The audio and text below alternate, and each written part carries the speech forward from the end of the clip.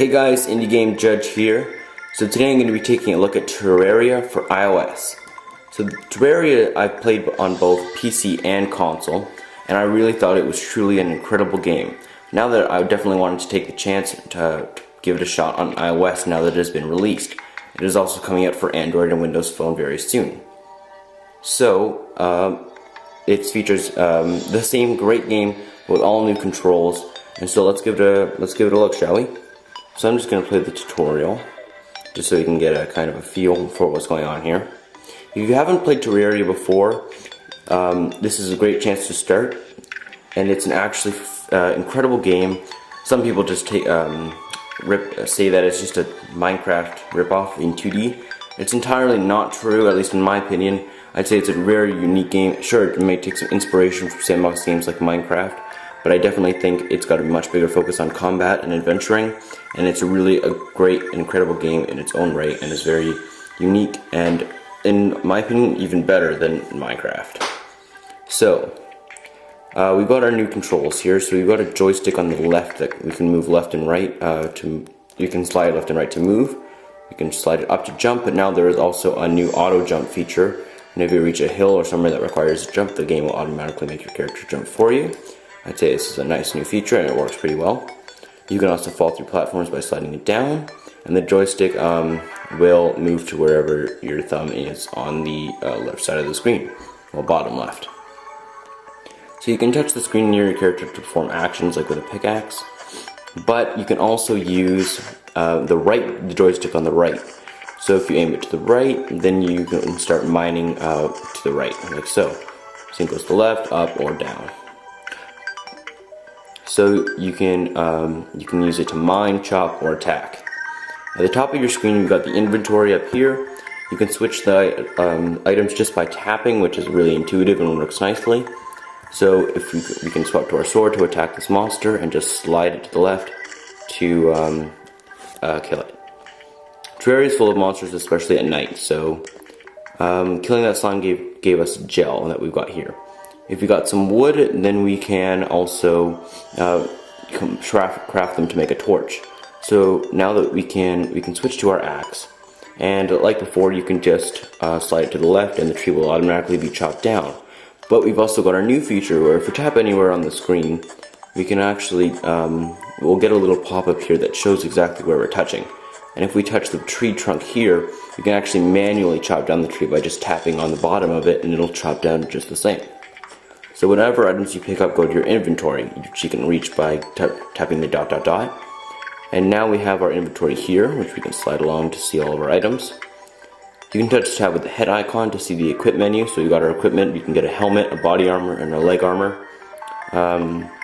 We've got vanity, which is basically equipment that doesn't give you any defense or any boosts, but it does make your character look pretty cool. So we've also got accessories, and shows our defense, our total defense here as well.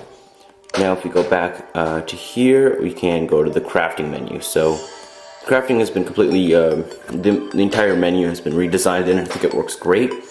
So if we wanted to craft a torch, we could just select torch from the menu here. You can actually tap on it to see the ingredients. So we need a gel and a wood. So now we can just click craft down here, and it'll go straight to our inventory. Now the new inventory has a great way of, I think it works really great. So all we got to do to move items around is exactly how you'd feel. It's very intuitive. You can just touch it, drag it to where you want it to go. You can rearrange your entire inventory in this manner. So if you want to use the torches, we just got to put it somewhere on our hotbar. So up at the top 5 here. On the iPad there are 10 slots. Hit the X button, and now from the game you can just tap it up here to select to it, which I think also works very well. And now we can just put it where we want. So and the building in this game is it works fantastically. So all you got to do to place something like a wood or a torch, you just tap where you want to press it. And if you can't really see what you're doing, you can like do the same thing, and the little pop-up will appear, and you can choose exactly where you want to put it. It works fantastically. So I can just put a torch there, literally just by tapping on where I want to put them. Now for mining, we can select our pickaxe, and we can do the same thing. We can choose the automatic or the manual style. So if you want to do the automatic style, you can just slide the bottom joystick down and it'll automatically mine this ore for us by automatically selecting the target, and just by holding it down we'll mine it all. But you can also do the manual things, the manual method. So you can just hold down, you get a little pop-up, and you can manually select the block that you want to mine. Personally, I prefer the automatic method, but clearly the manual method is very nice, especially when you're building. So now once you've mined all of these ores, you will reach the bottom of this little hole that has been created for us. In case you didn't know, this is just the tutorial world, so it's pre-made. However, when you create your own world, it's completely randomly generated, so no two worlds are the same. Now we may notice that we're stuck down this hole, so what we want to do is take some wood that we got here, and we want to craft it into wood platforms, which we can use to get back up. So they're going to go straight to our inventory, and then you want to pick it up and drag it to our hotbar. Now we've got it selected, or now we can select it this way, and just in the same fashion as the torches, we can just place them, tap to where we want to place them, and jump on up. Just mine this block out of the way, that's in the way rather, and get out. Now we can smelt the ore using the furnace that's nearby. So let's do that. You can just go back to our crafting menu, go down to this section where we can mine some copper, or not mine, sorry, smelt copper, gold, iron, and silver. And again, those are going to go straight to our inventory. Now we want to build a shelter. So we're going to use some wood. I don't have very many, so I'm going to have to cut down some more trees. And I'm just going to build a small little shelter. I can just take these mushrooms that are in the way and build exactly the way you think. And it works really great. I think they've done a great job with this iOS port. You can just literally drag to where you want the wood to be and build it. And it works fantastically. So we'll just extend this a bit, slide it down, like so. But now we'll need a door to get in and out, and the game has done something great with the doors as well. They've added an auto door function, so they automatically open and close, which is really useful.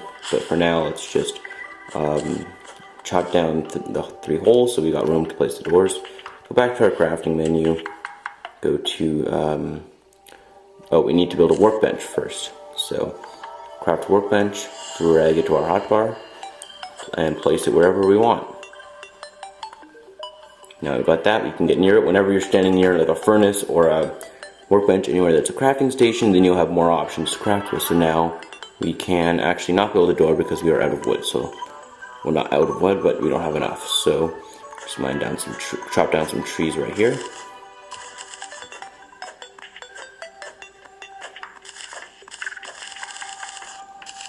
And one more.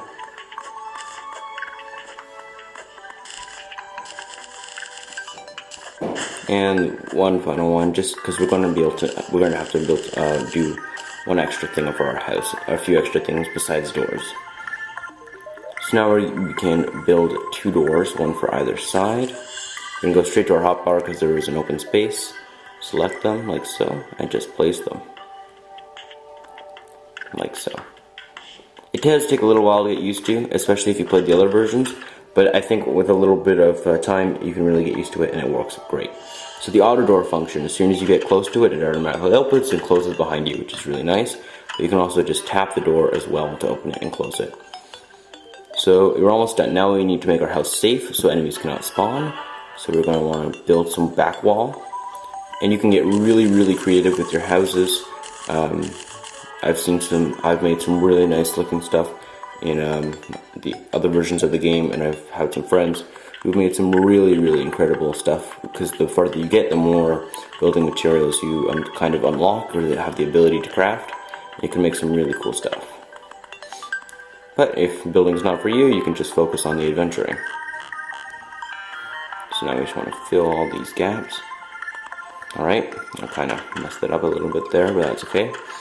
Now we just want to make, if you want NPCs to move in, like the guide or the nurse, we want to build, we want to make sure there's some furniture. We got to have like a chair sort of item and a table sort of item. We already have the workbench, but I'm just going to build a table anyways, because it looks nice. And place it like so. And now we're just going to want some light sources as well. So let's Now